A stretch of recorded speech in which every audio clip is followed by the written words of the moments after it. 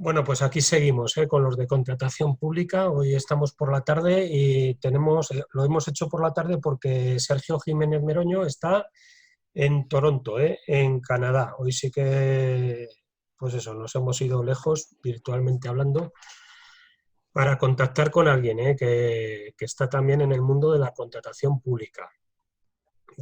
Este es el primer webinar que, bueno, que creo que es un poco distinto a los anteriores, ¿eh?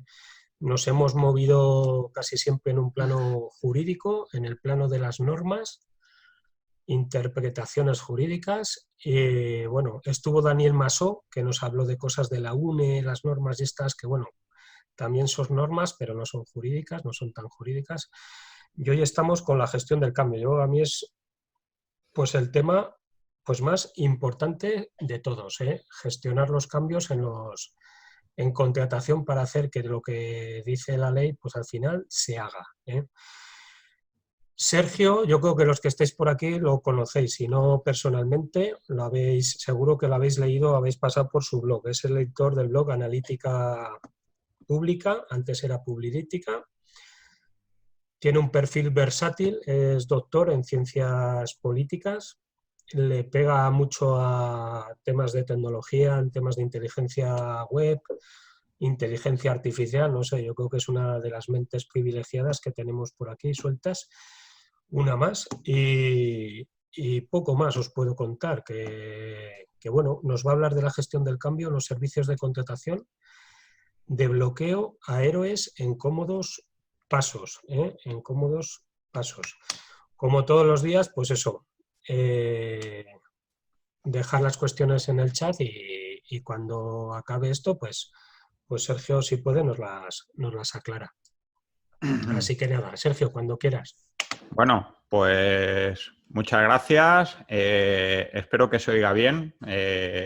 Si no es así, tal. A ver, ¿se me oye? Se oye, Sergio. Perfecto. Bueno, pues nada, buenos días para mí, tardes para vosotros. Bienvenidos a este transatlántico webinar que en este momento no se nota tanto porque las distancias son tan grandes como de España a Canadá como de la casa a la casa de enfrente.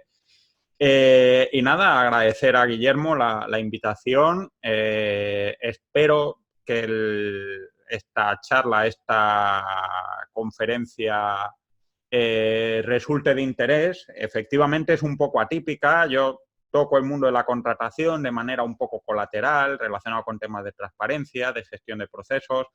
He sido también, concurro con cierta frecuencia a concursos públicos y demás. Cotilleo los portales, por todo el tema digital, pues evidentemente me interesa bastante y todo el tema de la reforma de la contratación está muy relacionado con el aprovechamiento de los recursos digitales. Y bueno, me propuso Guillermo la posibilidad de contar un poco la gestión del cambio. De cómo ayudar a gestionar el cambio en los departamentos, en los servicios de contratación, teniendo en cuenta esta variable interviniente que es la parte tecnológica, ¿no? Entonces, yo siempre prefiero hablar en estas cuestiones no tanto de una gestión del cambio con las metodologías normales, sino de hacer cambios y aprender cómo gestionarlos. Es un poco distinto, pero también es la manera que a mí personalmente más me gusta y más me ha funcionado, ¿no? No pensar en vamos a cambiar por cambiar, sino en vamos a hacer cosas y esas cosas nos van a ayudar a cambiar, ¿no? Procuraré hacer una exposición entretenida de 20 minutos, puede que dure más, pero entretenidos serán esos 20 minutos, así que, bueno, os cuento. No sé si estáis familiarizados en la teoría de la organización con lo que son los órganos de línea y de staff. Los servicios de contratación son órganos de staff por definición, ¿no? Las organizaciones generalmente producen, generan una serie de outputs que ponen a disposición de la sociedad y los departamentos que producen esos outputs son los departamentos de línea. Y existen una serie de departamentos que hacen funciones transversales que se llaman departamentos de staff. Estos departamentos no hacen directamente el producto que se pone en contacto a la sociedad, pues un departamento de administración de una fábrica de coches no hace coches, un departamento de recursos humanos de una empresa de consultoría no hace consultoría en sí mismo. Sin embargo, presta servicios internos a la organización, en primer lugar, y no ejercen una función jerárquica sobre la línea. Es decir, por muy mal que te lleves con la persona de recursos humanos, la persona de recursos humanos, si no trabajas en el departamento de recursos humanos, no es tu jefe. Si por muy mal que te lleves o por muy bien que te lleves con el departamento de finanzas, si tú no trabajas en finanzas, no es tu jefe. El departamento de finanzas ofrece un servicio interno. Es decir, no producen un servicio o no lo ponen, mejor dicho, a disposición del público. Sin embargo, apoyan a esos departamentos en el servicio. ¿Por qué son importantes los departamentos de staff? Pues porque ahorran una parte muy importante de costes de oportunidad a las organizaciones a las que sirven, sean públicos o sean privados. Primero, porque tienen una especialización técnica. Pues el hecho de que haya un departamento de finanzas facilita enormemente a una organización no tener que preocuparse de las finanzas. Yo, como autónomo en pijama que soy, echo mucho en falta tener un departamento de finanzas, entonces tengo que pagar una gestoría y esta gestoría evita que yo acabe en la cárcel por no pagar impuestos, que es lo que pasaría si fuera yo por mi cuenta. En segundo lugar, normaliza las tareas transversales. Un departamento de recursos humanos no es directamente quien contrata, pero normaliza el procedimiento de selección, sabe cómo cribar pues, las candidaturas que son menos competentes o menos adecuadas para cada caso, cuáles son las etapas para detectar esos problemas, qué fórmulas de contratación pueden ser las más adecuadas, etcétera, ¿no? Acumulan estas dos funciones, hacen que se acumule saber y experiencia, y eso es un activo para las organizaciones, ¿no? ¿Por qué? Pues porque básicamente que haya un departamento de recursos humanos que haga o siga toda la contratación de todas las personas es quien tiene una perspectiva comparada de todos esos procedimientos y eso ayuda a mejorar el conjunto de procedimientos, ¿no? Y esto se normaliza de manera reiterativa y además permite detectar oportunidades y economías de escala. Pongo ahí a esta foto de generales porque realmente los departamentos de staff, el ejemplo más tradicional que se pone en teoría de la organización es el Estado Mayor, ¿no? El Estado Mayor no manda en el ejército, no es el que manda a los soldados a la tropa, pero un buen Estado Mayor es el que asesora al mando del ejército qué opciones debe de tomar para seguir adelante en la guerra, y si el Estado Mayor es bueno, facilita mucho la resolución y la evolución en el conflicto, y si el Estado Mayor es malo, pues te encuentras con la Primera Guerra Mundial, ¿no? ¿Qué quiere decir? Que son órganos con unas características especiales que, si no funcionan de la manera más adaptada a la realidad de su organización, generan una importante fricción, una importante conflictividad, y que si funcionan bien alineados son activos muy importantes para el funcionamiento de la organización.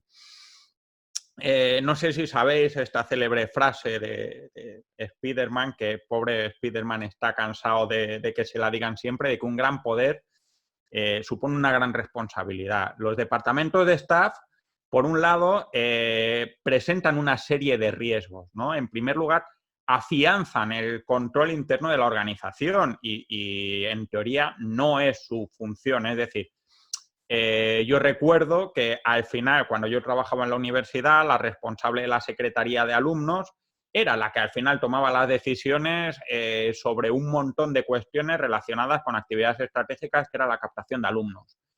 No era su función, pero sin embargo, como ella, y ahí vamos al segundo punto, tenía capacidad de bloquear el sistema, decía, pues no autorizo estas excepciones o este funcionamiento de admisiones de alumnos en determinadas circunstancias, acaba bloqueando el sistema, lo cual ofrece una importante función de control dentro de la organización, ¿no? Y además tiene la capacidad de extender una perspectiva que no está orientada a negocio.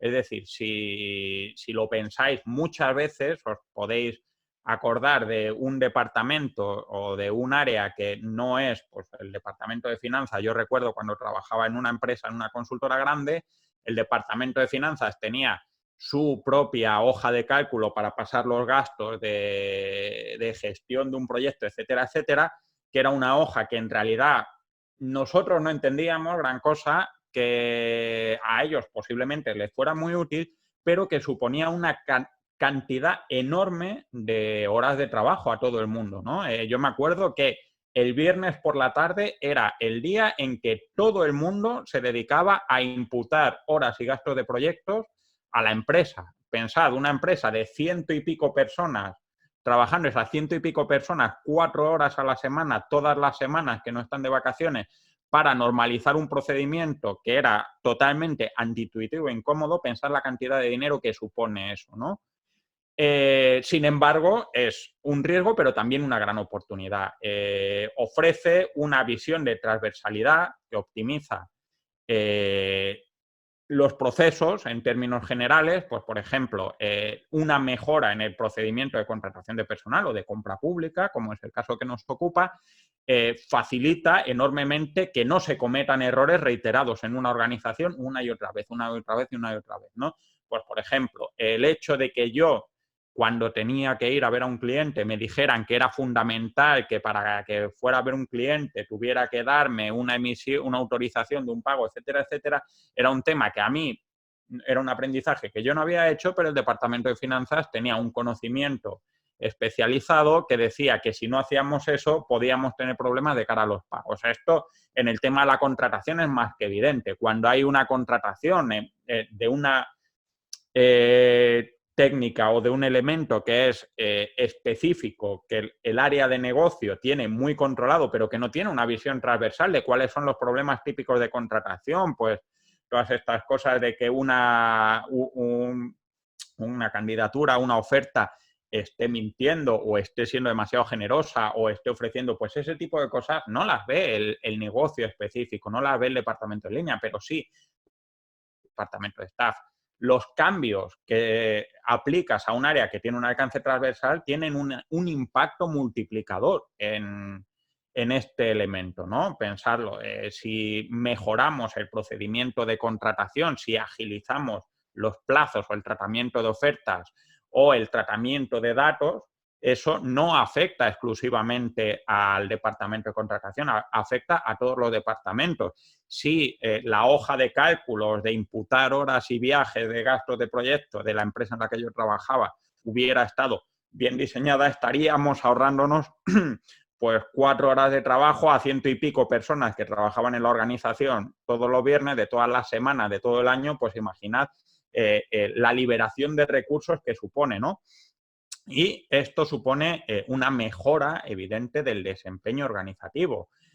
Si mejoramos los procedimientos por una visión transversal y hacemos cambios transversales que afecten a todos los departamentos de la organización, acabamos mejorando el funcionamiento de la organización. Es la gran responsabilidad, ¿no? que diría el tío Ben. ¿Qué es lo que pasa? Que todo esto depende de cómo se alinea el funcionamiento oficial o teórico de una organización con el funcionamiento real. Cuando yo estaba estudiando la licenciatura en Ciencias Políticas, había un profesor un tanto excéntrico, con el que era prácticamente imposible suspender, pero que daba mucha insistencia a la diferencia entre el ser y el deber ser y en los desajustes que hay entre el ser y el deber ser. Pues bien, los mayores problemas de las organizaciones vienen derivados del desajuste entre lo que es la realidad de la organización y lo que debe ser, lo que establecen las normas, los principios, ya sean estos normas formales, reglamentos, etcétera, o ya sean estos principios institucionales comúnmente asumidos, ¿no? Estos desajustes es lo que se llama fricción y es lo que hace que en una organización las cosas no funcionen de la manera que debieran funcionar. La fricción es un elemento necesario en las organizaciones para introducir cambio y ahora lo veremos, pero la fricción es generalmente lo que hace que las organizaciones pierdan eficiencia. Aquí tenéis, bueno, esto es un artículo que saqué a principios de esta semana preparando el webinar, acerca de los focos de fricción que suelen tener las organizaciones, ¿no? Hay focos que afectan al área estratégica, hay focos que afectan al área táctica, a las decisiones del día a día, y hay focos de fricción relativos a los aspectos personales de los individuos de la organización.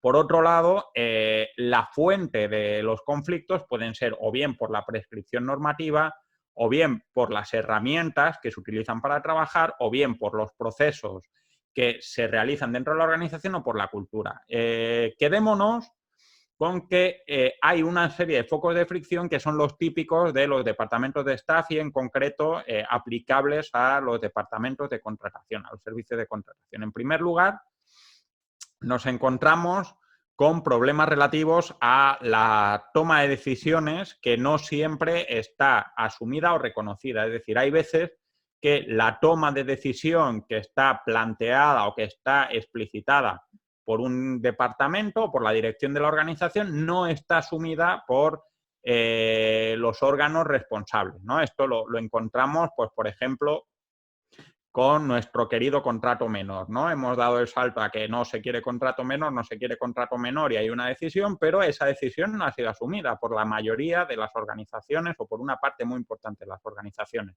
Eso ya tenemos un foco de fricción, porque mientras la dirección está pensando que se están haciendo unas cosas, estas organizaciones no están funcionando bajo esa premisa. Por otro lado, hay normas no asumidas, es decir, normas generales que no se cumplen. Por ejemplo, el tema de el número de ofertas que se tienen que presentar, etcétera. Pues son normas que tú tienes que decir. Tienen que presentarse 3 ofertas, pero de manera independiente. No os voy a decir una cosa que quizás pueda parecer relativamente sorprendente, pero más de una vez y más de 2, a mí me han pedido de algún departamento que busque otras 2 ofertas para poder llegar al mínimo de 3 ofertas, ¿no? Hay elementos relativos a las normas específicas, ¿no? Los departamentos no aplican las normas previstas en la gestión habitual de los departamentos. Esta es la fricción más cotidiana a la hora de departamentos que intentan meter, por ejemplo, de rondón en un contrato menor 2 o 3 contratos distintos a la vez. Hay problemas de desajuste de la tecnología. Pues, ¿qué os voy a contar? Si muchos de vosotros utilizáis desde un lado o desde otro la plataforma de contratación del Estado, más allá de la calidad que tiene o no tiene la plataforma de contratación, que ese es otro tema, nos encontramos con el problema de que no está del todo adaptada a la peculiaridad y a las condiciones de trabajo, o las condiciones de trabajo no están adaptadas a esta tecnología, y esto es otro foco de fricción. Los procedimientos pueden no estar alineados, ¿no? Te puedes encontrar muchas veces con que un procedimiento de compra o de contratación no está alineado por distintos motivos, bien sea porque un departamento en concreto no está adaptado a las normas de contratación, bien sea porque las peculiaridades de esa contratación no se adaptan exactamente a las líneas que están previstas o establecidas en la norma o en la práctica de la organización, ¿no? Hay problemas también de lógica local. Hay departamentos que dentro de una organización que tienen unos valores que son contrarios a los relativos al aspecto general de la gestión, ¿no? Pues podéis imaginaros fácilmente un departamento que no quiere proceder a la solicitud de autorización de crédito de la manera prevista porque pues, prefieren cierta autonomía o lo que sea. Y luego tenemos en el nivel personal fricción relativa a las competencias de las personas, pues que una persona no tiene los conocimientos o la formación para ejercer las competencias necesarias a esta cuestión, y de autonomía decisoria, ¿no? Muchas veces, y esta es la madre de la burocracia, por así decirlo, que mencionaba Michel Crocier, las personas, especialmente en el ámbito público, personas que tienen un perfil de empleados públicos y tienen cierta autonomía, muchas veces se aferran a sus márgenes de discrecionalidad para mantener una cuota de poder que puede estar alineada o no asociada con la cuestión de la organización, ¿no? Pues, tanto para bien como para mal. Ayudando a la gente, manteniendo la cohesión social, haciendo que estén sanos, recibiendo educación, etcétera, etcétera. A nivel interno es importante también esta creación de valor y es uno de los aspectos que se suelen olvidar de manera muy habitual en las administraciones públicas, especialmente en las grandes organizaciones en general y en las administraciones públicas en particular. ¿Por qué? Pues porque normalmente dices, vamos a crear valor de puertas afuera, pero no vamos a crear valor de puertas adentro, o mejor dicho, de puertas adentro nos da igual crear valor o no crear valor, porque como son mis subordinados, colaboradores, empleados, etcétera, etcétera, pues tienen que apañarse. Esto yo en el plano digital lo encuentro muchas veces, ¿no? Vamos a crear un portal X, por ejemplo, una herramienta de transparencia que lo transparente todo, y está muy bien, pero eso no crea valor muchas veces a nivel interno y supone que haya importantes departamentos de la administración que directamente no puedan ocuparse de nada más que de transparentar, con lo cual no pueden gestionar. Estamos olvidando la creación de valor en término interno. Y aquí es importante, ¿no? La eficiencia es el principal instrumento en el que creo que pueden funcionar los departamentos, los servicios de contratación, y es lo que tienen que ir buscando. Aplicaría en el ámbito de la gestión y el valor que aporta es liberar recursos para que la organización pueda dedicarse a estas cuestiones. Es decir, un servicio de contratación, ¿cómo aporta valor? Haciendo que se compre mejor, no más barato necesariamente, no más rápido necesariamente, mejor, conseguir el resultado más adecuado a las necesidades de la organización y del negocio en el menor tiempo posible, liberando recursos económicos, liberando recursos de tiempo, liberando recursos cognitivos, etcétera. ¿Cuál es la desviación que tiene cuando estamos haciendo una desviación en esta creación de valor a nivel interno? Cuando generamos externalidades negativas. Cuando, por ejemplo, creamos valor o no estamos creando valor en un procedimiento de contratación que requiere cierta urgencia, estamos generando una externalidad negativa, porque el departamento de contratación, a fin de cuentas, le puede preocupar más o menos que un servicio esté disponible o que un suministro esté disponible en un momento dado. Para él no es ese sufrimiento, pero sí genera unas externalidades negativas, primero para dentro de su organización, pero también para las personas que tienen que acceder a eso. Y esto lo estamos viendo ahora mismo en todo el tema de la crisis sanitaria, no solo en España, sino en todo el mundo, ¿no?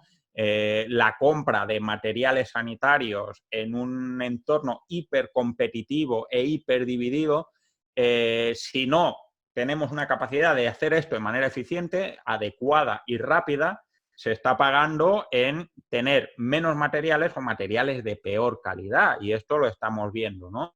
¿Qué es lo que pasa? Que en este caso es absolutamente evidente, urgente, dramático.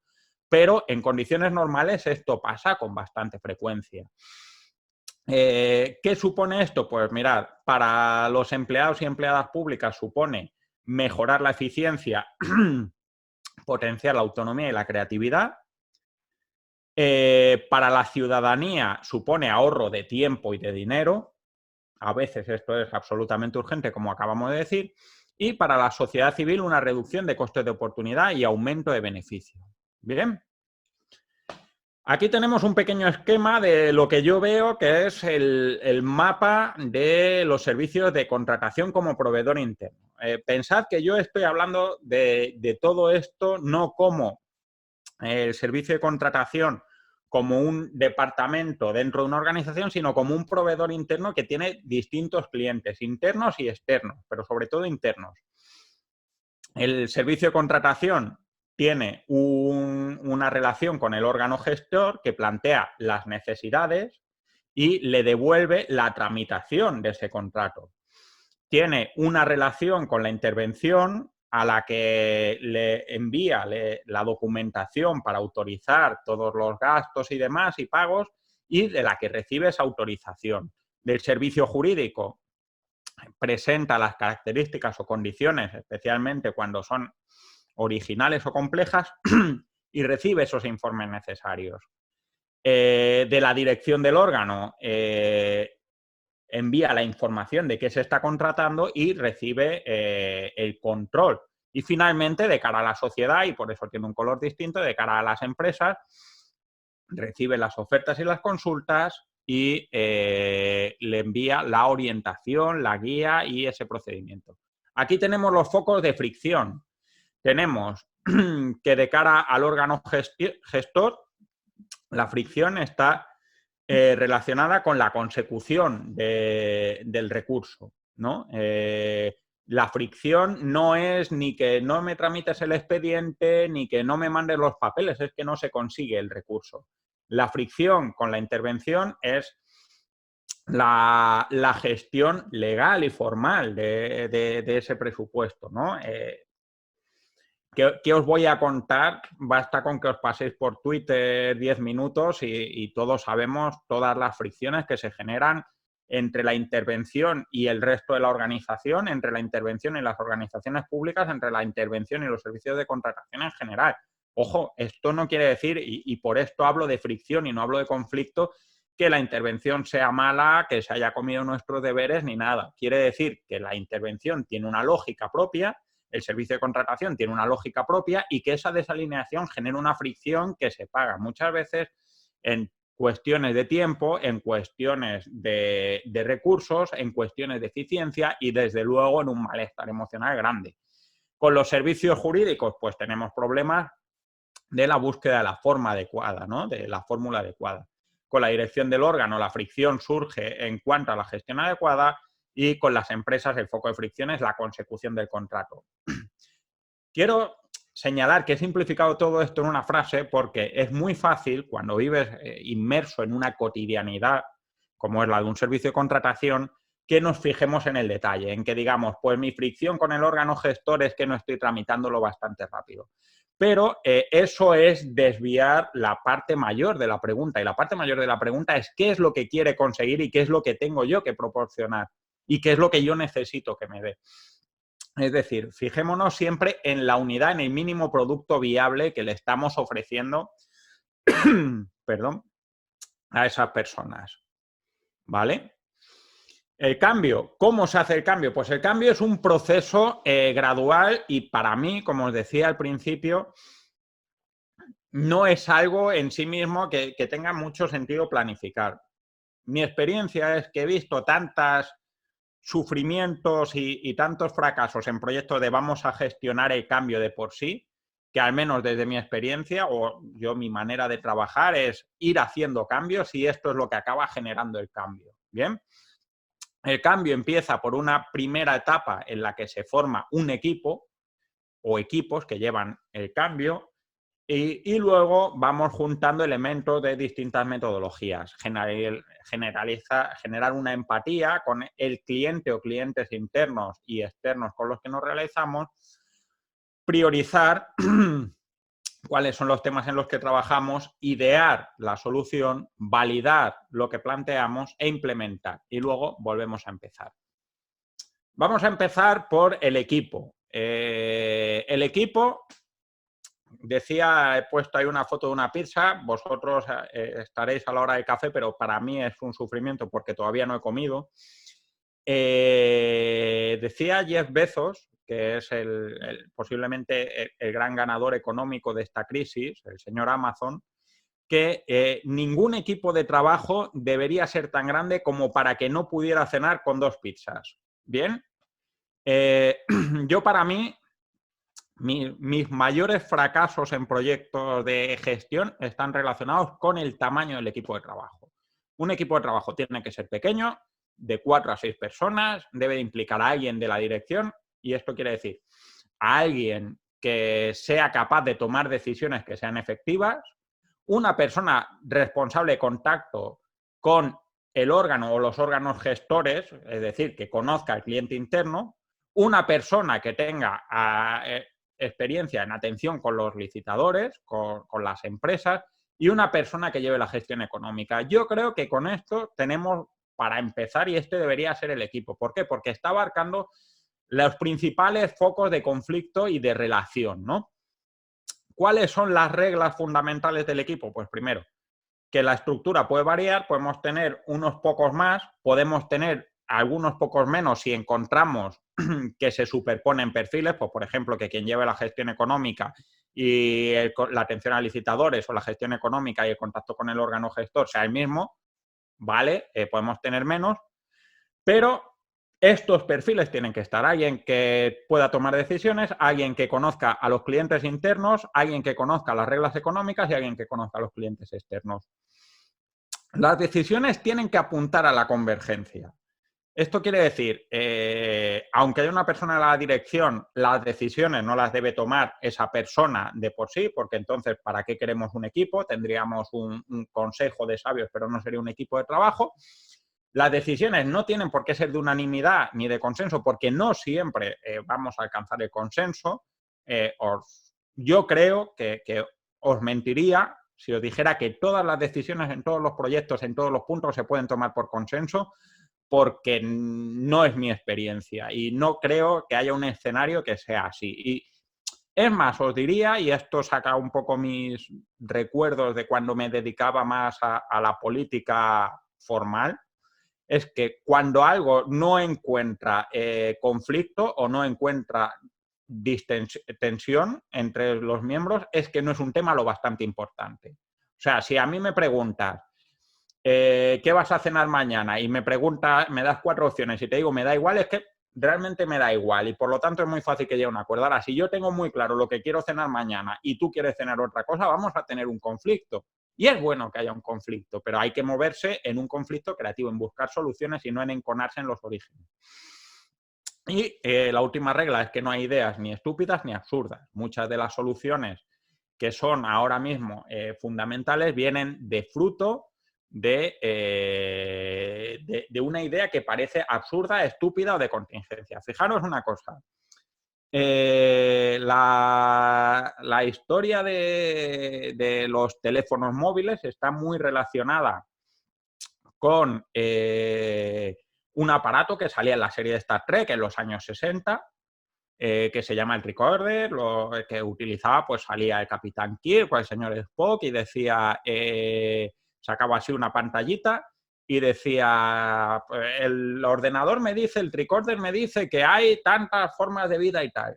Parece una tontería, pero todo esto viene porque tenían tan poco dinero para hacer esta serie que no podían sacar pantallas que quedaran bien, no podían hacer un ordenador y no podían sacar así cambio de plano, y con lo cual se les ocurrió sacar un chismito que la gente acabara identificando como un ordenador. Ese chismito al final fue la inspiración del desarrollo de los smartphones, de tener un ordenador en el bolsillo que esté conectado a un ordenador principal, ¿no? Pues pensad que de esa idea, que es absurda y que es una tontería, ha venido quizás el elemento más transformador de la tecnología en nuestra vida cotidiana. Ya no hablo de Internet, sino del acceso, ¿no?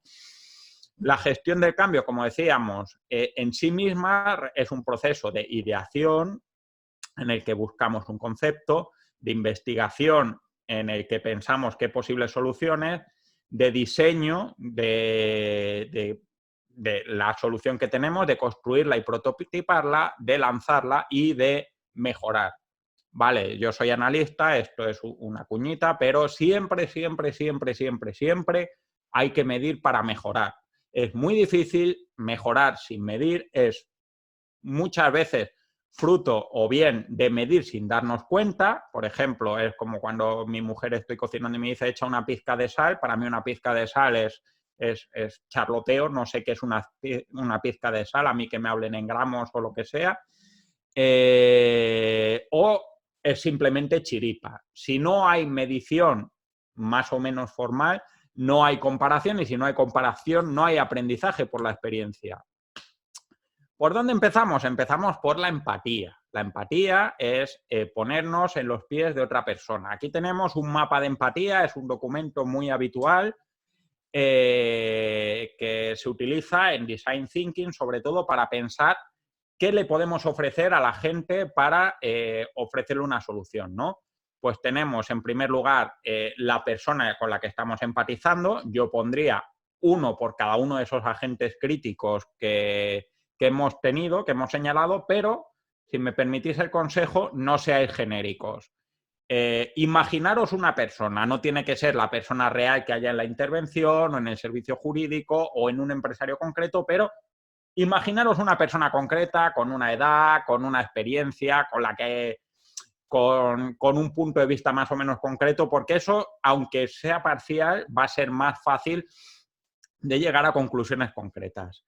¿Qué es lo que queremos? La segunda pregunta es, ¿qué es lo que queremos que esta persona haga? Pues queremos que la intervención autorice rápido, queremos que servicios jurídicos hagan los informes lo más rápido y claro posible para mí, para no tener que estar haciendo aclaraciones cada 2x3.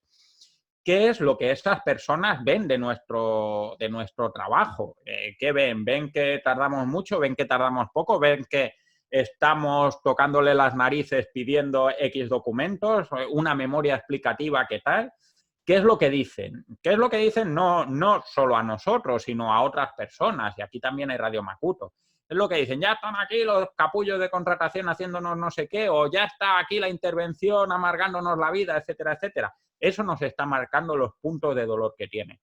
¿Qué es lo que hacen? ¿Qué relación tenemos con ellos? ¿Qué es lo que escuchan? Es decir, ¿qué es esa cultura popular que hay en la organización o qué es lo que escuchan de sus clientes internos, por ejemplo, pueden ser, o externos, pueden ser las empresas, pueden ser sus jefes? Oh, pues es que tengo tanta historia aquí que cada vez que tengo que hacer un contrato, mi jefe me dice que procure no sacarlo, que espera sacar varios contratos a la vez porque vaya coñazo de gente tenemos. Y por último, lo que piensan y lo que sienten. Los dolores, es decir, qué es lo que hace que no estén a gusto cuando están en contacto con nosotros, y las ganancias, qué es lo que hace que estén a gusto. Si podéis hacer entrevistas, no claramente llegar con estas preguntas, pero posiblemente muchos conozcáis a las personas y podáis hacer este primer ejercicio vosotros solos. Pero posiblemente también encontraréis preguntas y si podéis ir sacando esa información, vais a tener una idea más clara de qué es lo que siente esa persona y de cómo satisfacer las necesidades de esos clientes internos, que no significa darle necesariamente lo que quiere, ¿no? Hay que entender esta diferencia entre lo que uno quiere y lo que uno necesita. Un servicio de contratación, y esto seguro que lo habéis vivido muchos de los que trabajáis en tema de contratación, una unidad gestora puede estar muy interesada en sacar muy rápido un contrato, pero incurriendo en situaciones de riesgo que supongan que ese contrato no se cumpla en tiempo y forma. No quiero hacer menciones a temas de análisis y demás, porque es un tema que estáis viendo en España, estamos viendo en Canadá, se está viendo en Estados Unidos, etcétera, etcétera. ¿No? De estos perfiles que hemos sacado, los apuntamos y los vamos a clasificar en función de dos ejes. Un primer eje, que es el que tenemos de izquierda a derecha, que es la complejidad que tiene este problema. Es decir, un problema que puede ser tan sencillo como enviar unas hojas Excel precumplimentadas y demás, y eso tiene que ser precumplimentado y es reenviarlo una y otra vez, y eso es fácil. Y hay problemas que son enormemente complejos. Montar por primera vez una compra pública innovadora en una organización que no tiene ninguna experiencia innovadora. Esto puede ser extremadamente complejo. Y arriba tenemos el impacto que va a tener estos problemas. Tenemos abajo poco impacto, pues poner un membrete identificativo en los documentos es muy importantes y que su solución va a tener un valor muy importante, y estos son soluciones de valor estratégico. Por ejemplo, procedimientos de compra pública innovadora o de apoyo a las pymes, etcétera, etcétera, pues pueden ser muy estratégicos, pero por aspectos normativos, culturales, políticos, presupuestarios, son muy difíciles. Estos está muy bien tenerlos lejos, pero, ojo, hay que tenerlos muy presentes. Bueno, por ejemplo, mantener un flujo de compra habitual. Aquí ahora se está viendo mucho en el tema de la gestión del coronavirus aquí en Canadá. Había una especie de reserva estratégica de material sanitario para una situación de pandemia que no estaba tan llena como debería de estar. ¿Vale? Pues esto es un recurso estratégico de contratación, en este caso, en esta parte, que no se ha llevado adelante, no se ha mantenido. Nos ayuda a hacer este mapa de prioridades. Vale, ahora vais a decir, ¿cómo sé que la solución es fácil o es difícil si todavía no la he pensado? Hombre, no estamos de nuevas, es un equipo que conoce los negocios y que, aunque sea instintivamente, es como la pizquita de sal de mi mujer, ¿no? Instintivamente sabes cómo de profunda es la piscina antes de tirarte cuando llevas mucho tiempo nadando en ella, ¿no? Lo siguiente, cuando ya tenemos pensado cuál es ese quick win al que nos vamos a lanzar, pues lo que hacemos es hacer un canvas. No hace falta que hagáis una sesión de consultoría con no sé cuántos post-its ni nada. Esto se puede hacer de manera fácil y rápida. Este es un canvas que he adaptado yo para el sector público porque estaba harto de tener que explicar cuando explicaba qué era un canvas y qué partes tenía un canvas, las cosas que no se ajustaban a lo público, ¿no? Entonces tendríamos en el punto 1 la necesidad social del problema, qué solución, o sea, qué problema es el que tratamos de resolver con esta situación, los públicos a los que vamos a dirigirnos. Normalmente en una organización pública, toquemos lo que toquemos, es un problema que afecta a 3 públicos, a públicos internos, pues por ejemplo puede tocar a la intervención, al órgano gestor y a las empresas, etcétera. Los usuarios, ojo, distinguir públicos de usuarios, porque hay veces que tienes un público X que no son usuarios. Por ejemplo, un público de la asistencia del material sanitario ahora mismo es la sociedad en su conjunto en esta crisis de pandemia, pero no son los usuarios ni el servicio de contratación, ni muchos de ellos de ese material sanitario, ¿no? Yo ahora mismo no soy un usuario de unidades de análisis porque llevo encerrado en casa no sé cuánto tiempo y no tengo ningún síntoma, pero sí soy público de eso porque en caso de que tenga que ir a un hospital, la distribución de recursos es importante que se haga en ese sentido. El cuarto, el valor público del servicio, qué es lo que está aportando esta solución o este servicio para resolver ese problema que hemos señalado en el punto 1. El 5, la relevancia, qué puede hacer nuestro organismo o nuestro departamento, nuestro servicio de contratación para cambiar este problema. El 6, qué es lo que estamos ofreciendo en concreto. El 7, los medios. Esto en el Canvas tradicional, por ejemplo, es de las cosas que no viene los recursos y la monetización. Aquí lo que tenemos son medios. ¿Por qué? Porque las administraciones tienen un presupuesto que es prescriptivo, que muchas veces ese presupuesto no te permite abordar proyectos nuevos, pero si tienes medios, pues tienes un recurso de una persona que tiene experiencia y que puedes liberar X horas para hacer estas cosas. Las necesidades organizativas. ¿Qué medios necesito para sacar adelante este proyecto, esta acción? ¿Qué apoyos tengo dentro y fuera de la organización para sacarlo adelante? Y por último, las métricas. ¿Qué elementos de cambio vamos a medir para saber si está funcionando? Con esto ya tendríamos que tener una idea de qué vamos a hacer y de qué vamos a lanzar. Pero antes de hacer nada, antes de tocar nada, haced como el teniente Colombo, Peter Falk, que le tenemos ahí. El teniente Colombo siempre pillaba a la gente de la misma manera. Parecía que estaba preguntando cosas sin ton ni son, siempre dejaba la última pregunta de hay una cosa más cuando estaba despistado el la persona a la que estaba interrogando, pero sabía qué es lo que tenía que preguntar para asegurarse de que su teoría era la correcta, ¿no?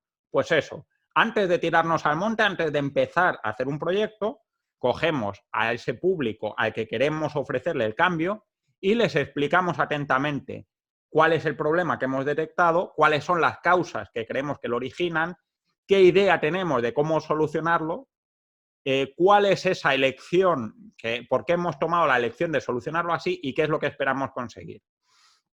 Hay dos cosas a considerar, que el teniente Colombo no se iría sin dos cosas. Primero, que te respondan explícitamente a la pregunta que estás planteando, es decir, que te aparezca que esa persona te diga qué es lo que piensa y qué es lo que siente. Si alguien te dice, oh, sí, sí, muy bien, estupendo, no sé qué, posiblemente es como si no te estuviera diciendo nada, te están dando largas. Y segundo, el nivel de atención al tema indica cuánto hemos pinchado el nervio, ¿no?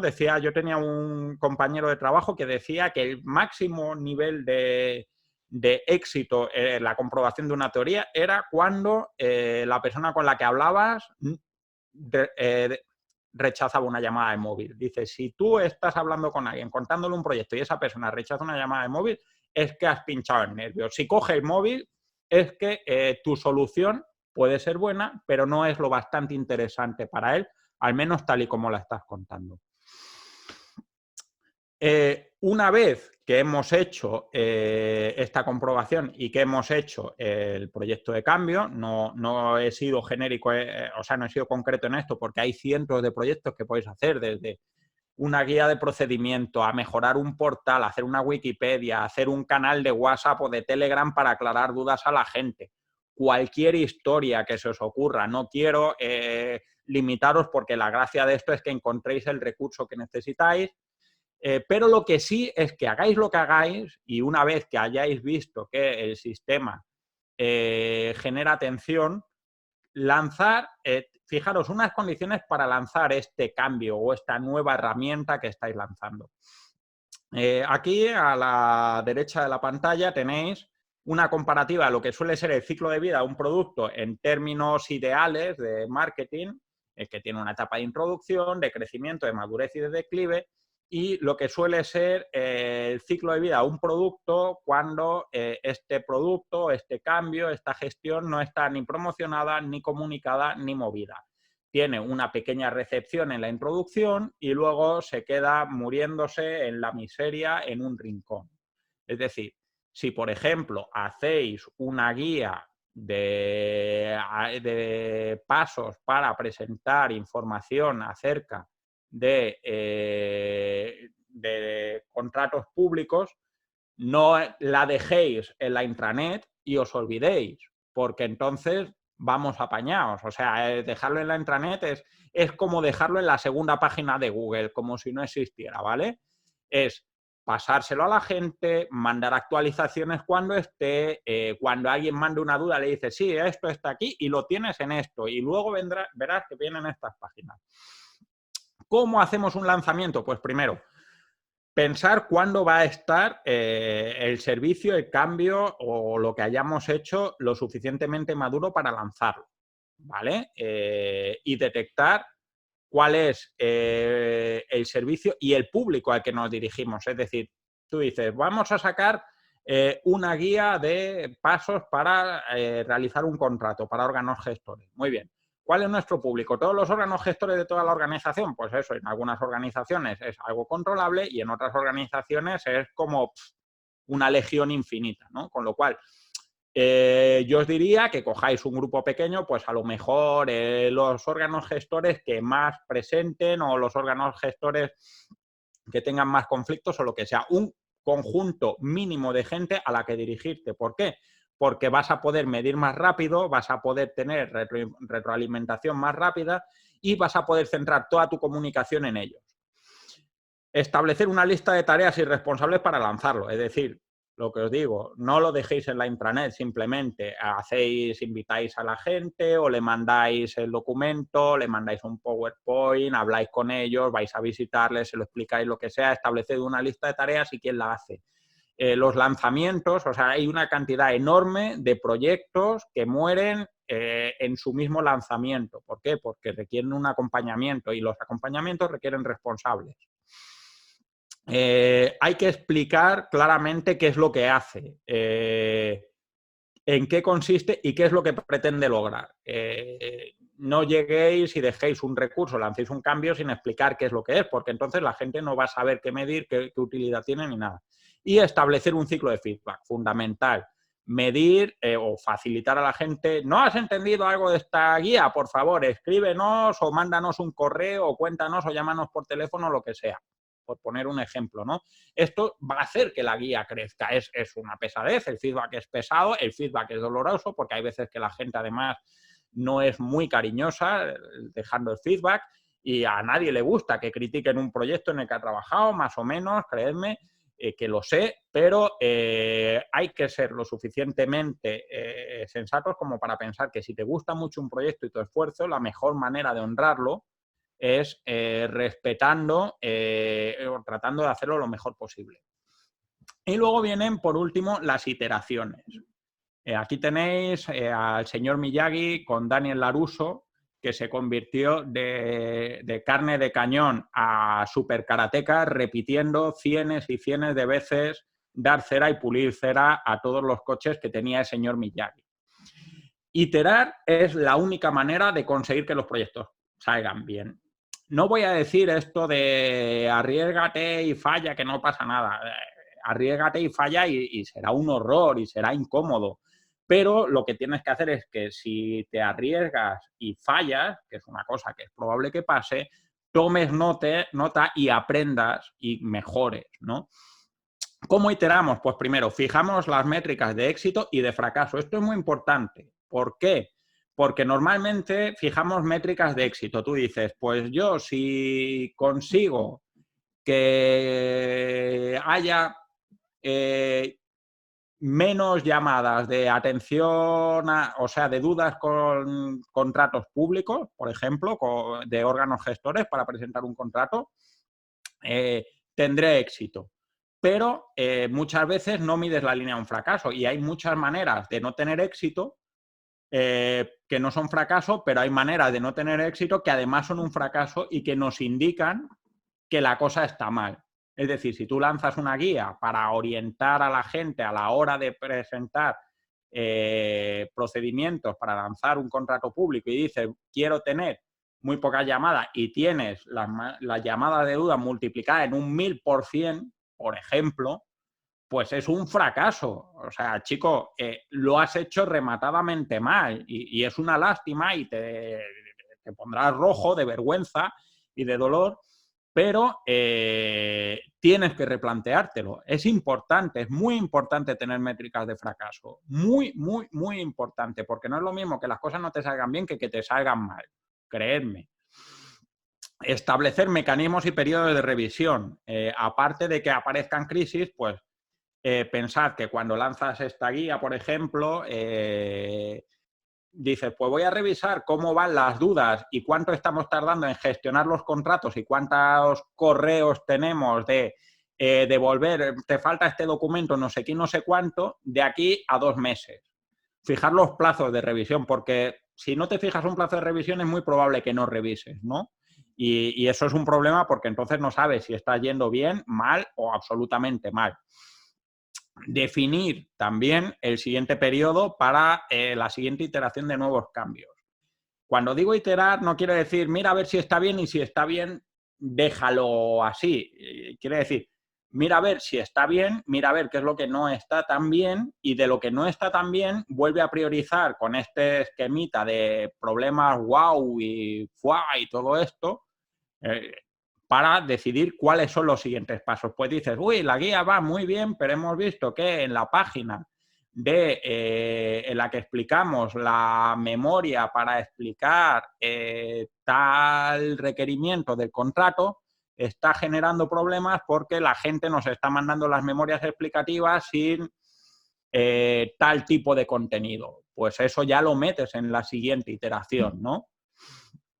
Recoger y validar los datos. ¿Cómo vas a recoger los datos? Pues en este caso, pues puedes, nada más que mirando el número de correos que tienes o de llamadas de teléfono que atiendes a esto, y los correos los mides fácilmente, pero la llamada de teléfono te obligará a tener una libretita al lado de me han llamado, me han llamado, me han llamado. Pues esto te sirve para ver si estás yendo en el bien camino. Y una vez está hecho eso, retomamos el ciclo otra vez desde el principio. Y bueno, esto ha sido todo. Espero que hayan sido, no sé si han sido más de 20 minutos aburridos. No sé si hay dudas, preguntas y demás. Desde luego os dejaré la presentación a vuestra entera disposición. Y nada, aquí estamos. Sergio, que bien ha estado. Yo te he seguido a ratos, pero tengo también internet con el virus y me ha echado 2 o 3 veces de la sesión. No sé si alguien la tendrá íntegramente o si tú la habías grabado íntegramente desde tu dispositivo. Si alguien la tiene, porque algo yo creo que se ha perdido. Yo, pues eso, creo que la gestión del cambio es clave, ¿eh? Es clave. Te he escuchado a ti, he escuchado a Alberto Ortiz de Zárate, a Manuel Caño, he leído a Jaime Domínguez Macaya Laurnaga, que fue el que metió en el País Vasco la contratación electrónica. Y lo fundamental es los cambios, y la gestión de cambios. Creo que, vamos, que es fundamental, porque toca a las personas. Siempre estamos aquí hablando de artículos, de preceptos, de reglamentos. Y bueno, la cuestión es que son personas. No sé si tenéis alguna cuestión para preguntarle a Sergio. Me dice Mira Bascal si sería posible pasar la presentación, Sí. dado que el vídeo no se ha grabado. Sí, Sergio nos la va a dejar y yo voy a ver lo que puedo recuperar del webinar que nos ha dado Sergio. Ya lo siento, pero esto de internet es lo que tiene. Sí. No sé si tenéis alguna cuestión que plantearle a Sergio. Fue el primero que le hizo un buen análisis a la plataforma de contratos del sector público, y yo creo que fue muy certero el análisis que le hizo, en el sentido de que había sido desarrollada hecha por funcionarios, pensando para funcionarios sobre todo del Estado. Los que somos de la local, pues es una herramienta prácticamente ingobernable, y para los licitadores pues es también una herramienta que yo creo que de poco le sirve, porque no se hizo pensando en ellos. Yo creo que ni se empatizó ni nada. Tampoco se hizo un lanzamiento de la plataforma, tampoco hicieron pues una buena promoción, unos vídeos de YouTube, y tampoco miden un poco las respuestas de la gente. Dice Isabel, es una obviedad, pero tengo que decir que ha sido muy interesante y absolutamente necesaria. Pues muchas gracias, Isabel. Muchas gracias. Madre mía. Muchas gracias por ese reconocimiento. Eva Fernández, buenas tardes, enhorabuena. Me ha parecido muy interesante. He tomado muchas notas. Pues genial, Eva, que toméis notas y que intentéis llevar a cabo cambios. Yo no sé si era Consuelo de R, no sé si estará por aquí, que decía hoy de que es unos días en donde escuchas en tu trabajo, es que aquí siempre se ha hecho todo así, igual, siempre, ¿no? Yo creo que hay que implementar cambios, cambios, pues bueno, más grandes o más pequeños, pero cambiar.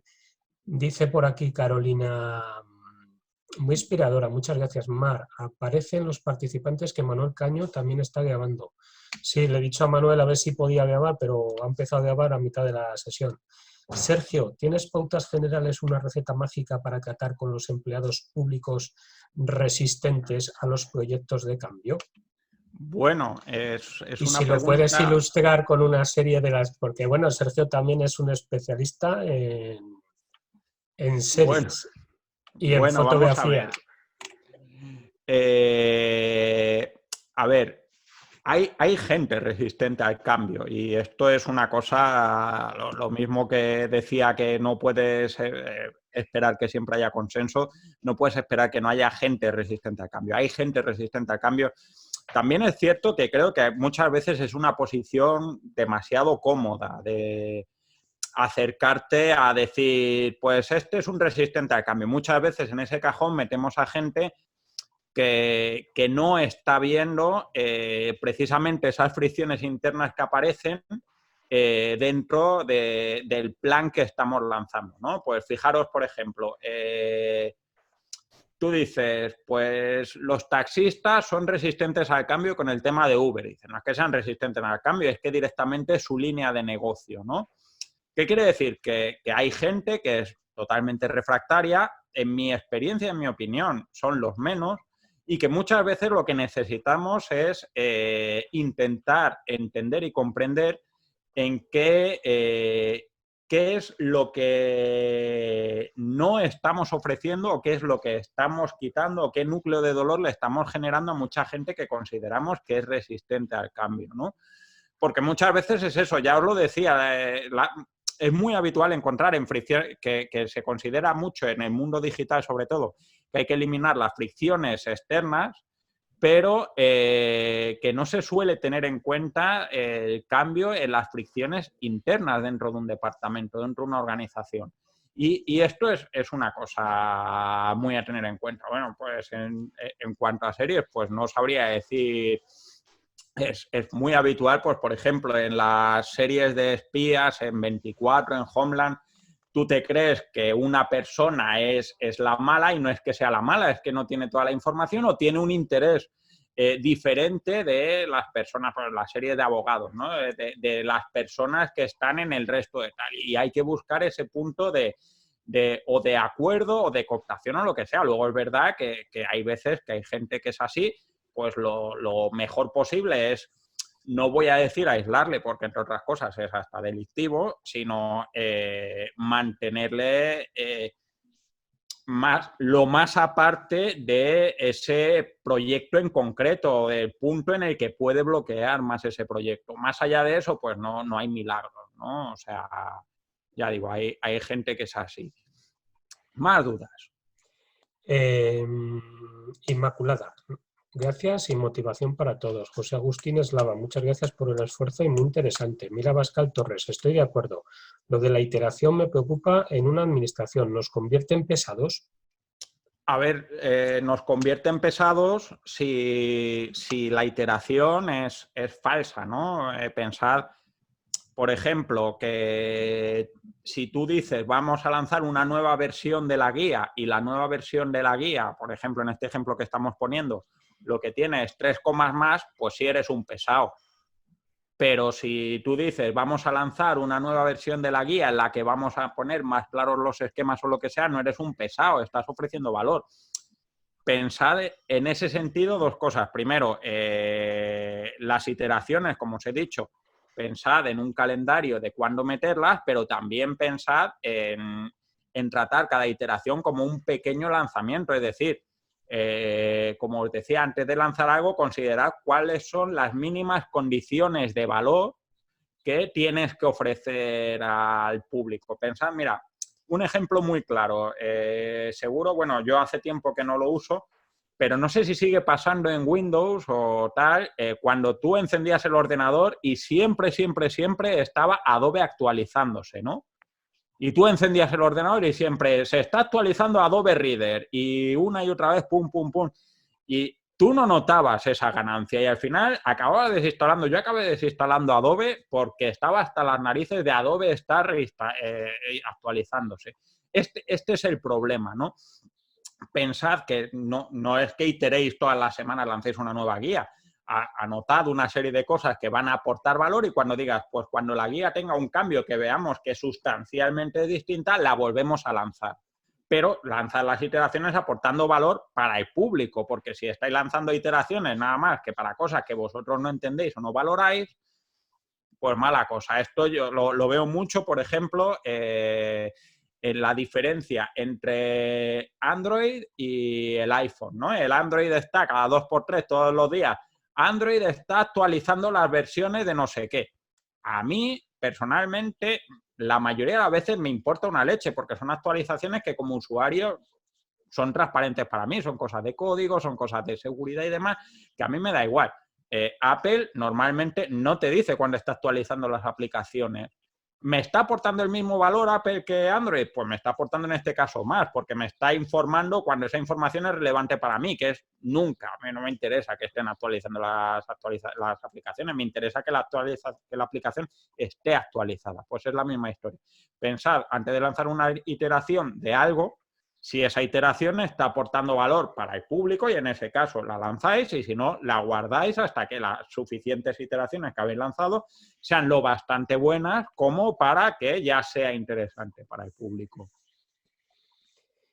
Aida, totalmente de acuerdo, muy interesante, muchas gracias. Laureano González, uno de los problemas de la contratación para que se pueda hablar de contratación estratégica. Echo de menos la falta de planificación por parte de los órganos gestores, unidades promotoras de los contratos.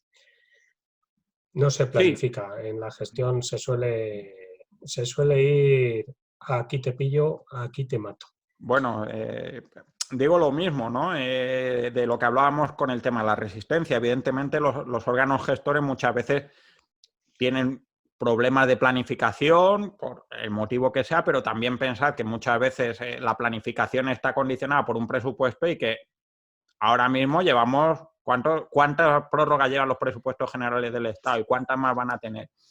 ¿Cómo planificas eso, no? O sea, dices, ¿es que los departamentos son malos? Pues, hombre, puede que sean malos, pueden que no sean malos, pero también es cierto que muchas veces hay situaciones de su contexto que tenemos que valorar para decidir si están siendo proclives al cambio o directamente es que es una cosa que se escapa de su control en principio. No, con esto no quiero decir que no tengan que planificar, quiero decir que a veces hay que tener en cuenta ese contexto que no estamos viendo para actuar.